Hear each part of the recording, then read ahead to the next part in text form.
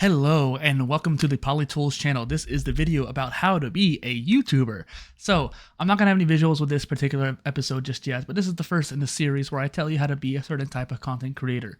As someone who has been blogging for 10 years, podcasting for about 7.5, and being a YouTuber for about 7 years or so, I definitely have experience with this. I've had hundreds of videos that I've made, and I wanted to just kind of make this off the cuff because I was talking to someone about it and I was teaching them how to start their YouTube channel. And so I wanted to give you a first level overview about what do you need to do to become a YouTuber. Now, the first and foremost, you got to pick a niche, you got to pick a topic.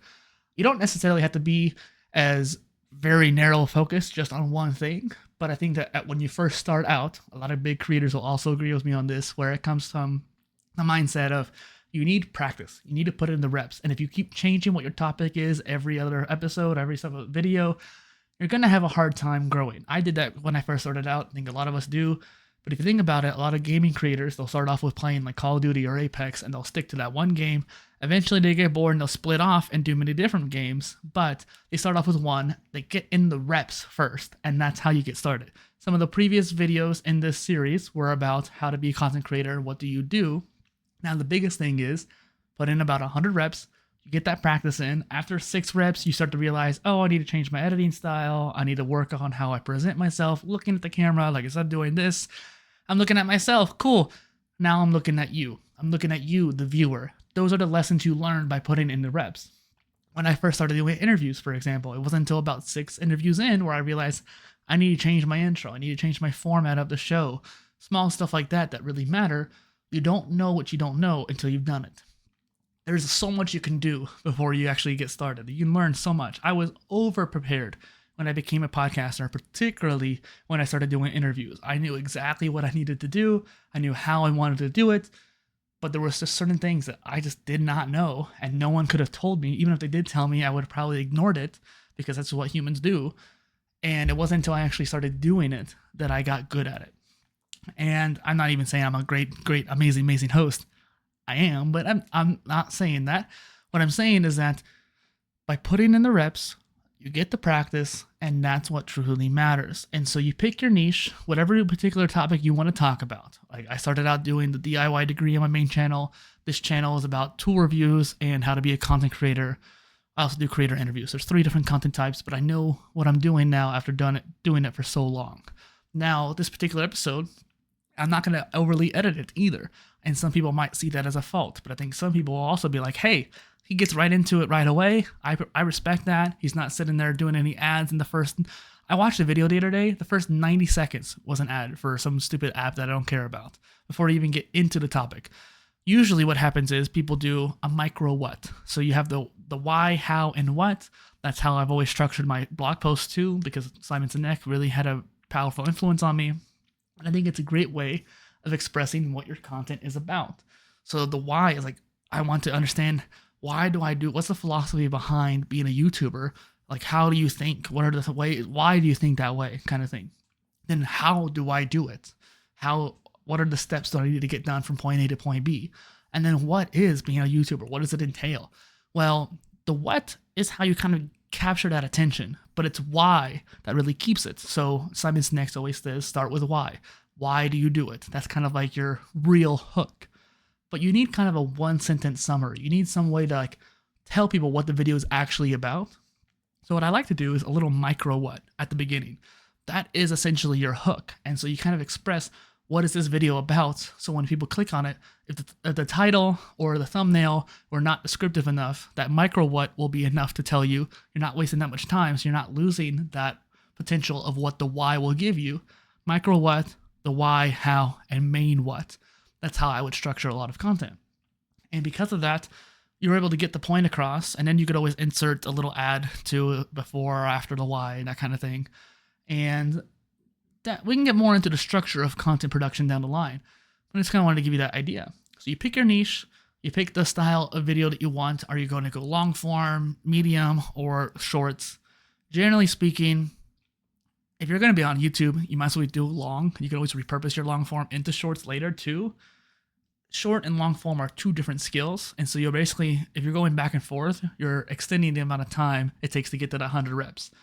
if you do 50 shorts and 50 long form videos, that's not 100 reps total per se. It's actually 50 of each, and you're only halfway there to get to that skill level that you need to really start growing. You're not going to really see much progress until you get to that 100. So the quicker you can crank out those videos, I'm not saying you should do it daily and burn out, but if it takes you one video a week and you do it for 100 weeks, that's 2 years of making content. Now you could necessarily do 3 videos a week, and it'll be a lot quicker than that. It's probably like 9 months, something like that. Point is, you can accelerate it as fast as you want. If you want to do 100 videos in 100 days, that kind of sounds like a cool idea actually, then that'll help accelerate you towards what your goals are and it'll help you learn. Now, I can't pause this to kind of collect my thoughts of what's going next, and so I'm just going to say it out loud. Essentially, I was going over someone's YouTube channel and explaining to them what they need to do to improve. They did a stint of like 20 videos and they wanted to see if it would be worthwhile to pursue a YouTube avenue for that business. And while 20 videos is a decent amount, if you're not doing them right, like you could be completely optimized starting from the beginning. Like let's say it's not your first channel, you've done those 100 reps, you know exactly what you need to do to make a video. Like this new channel for me is basically that. I'm still not doing this channel fully right after all that experience. But let's say your first 20 videos are completely on point. You know exactly what you're doing.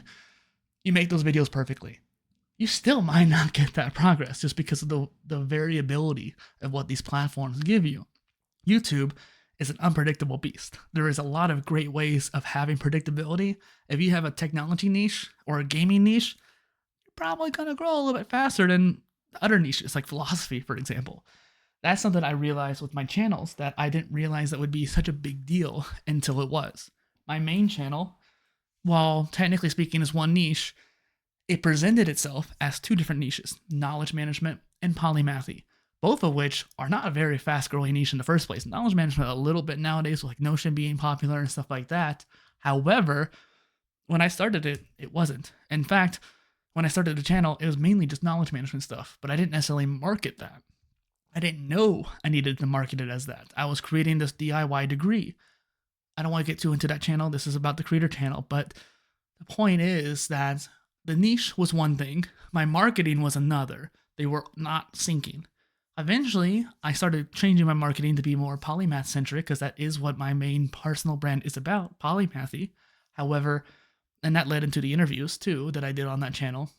However, it still kind of felt like this double helix, 2 different things spinning around each other. Eventually, this year, actually, I realized, okay, knowledge management for polymaths. Now the marketing is in sync with the content I'm doing. I'm starting to see that progression now, finally. However, it's still going to take time. That niche, even though it's really interesting, it's finally marketing right, it's still a slow growth niche. Technology, on the other hand, is a fast growing niche. It's one reason why I'm excited for this PolyTools channel. I have a lot of information to tell people about being a content creator. That's why I do this series, and I'm doing it kind of off the cuff, not really high quality. I could definitely increase the quality of this, and maybe I should down the line. But right now, I just want to get these videos out. I want to teach you how to be a YouTuber, a podcaster, and a blogger. So I'm decreasing the quality a little bit, and you can leave comments down below if you feel like it's a big deal or not. But I'm decreasing the quality so I can make sure I actually get it out. Otherwise, I'm going to postpone and procrastinate on these videos, and you're not going to get the benefit of hearing the information and learning from them.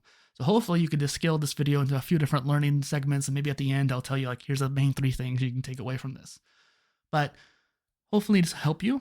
It's getting it out there. Boom. Train of thought. This channel, though, is mainly about tools, and so the tool reviews are really what's going to probably make the channel grow. The creator interviews are great for retention.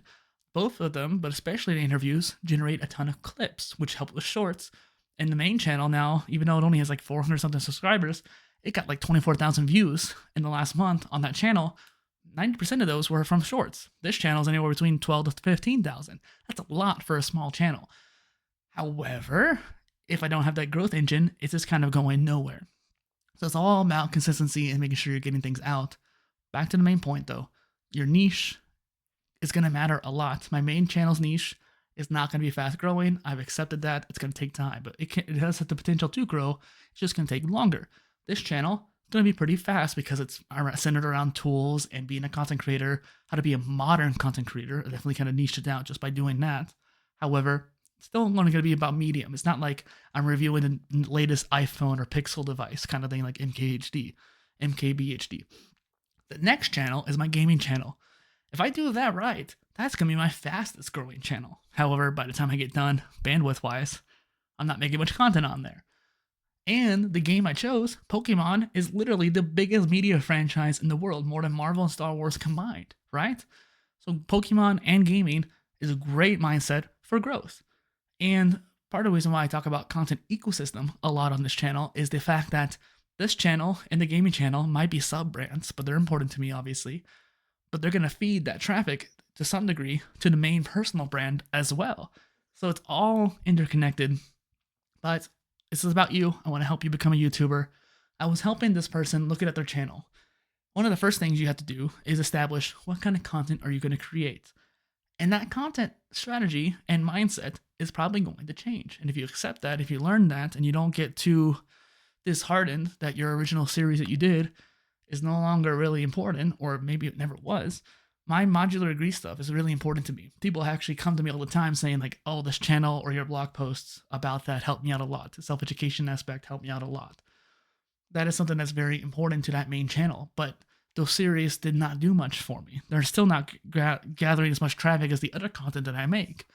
So even though that series was semi-successful, it's still not going to be great. I had to move on from that and change phases to the next one, the next niche phase or topic, whichever focus term you want prefer. That focus had shifted. Now, when it comes to you pick your niche, you start to make content. Let's say 6-20 is the kind of good ratio. You can understand, is this content that I'm making actually worthwhile? In this time frame too, your first 20 videos, you need to be establishing what your brand is actually about. Establish your profiles on different channels too. You can't just be putting all your eggs in one basket, right? Maybe you don't spread yourself too thin, like just do TikTok and Instagram, kind of call it a day. If you're more business focused, maybe LinkedIn. If you're more crypto or maybe tech focused, you might do Twitter and Threads. However, pick a couple platforms besides YouTube. Take it slow with that. Don't spend too much time on them. Focus on your main one. Eventually, you'll get good at those too. Don't spread yourself too thin, which is ironic considering I talk about being generalist all the time. But next, you then would define what kind of content you want to make.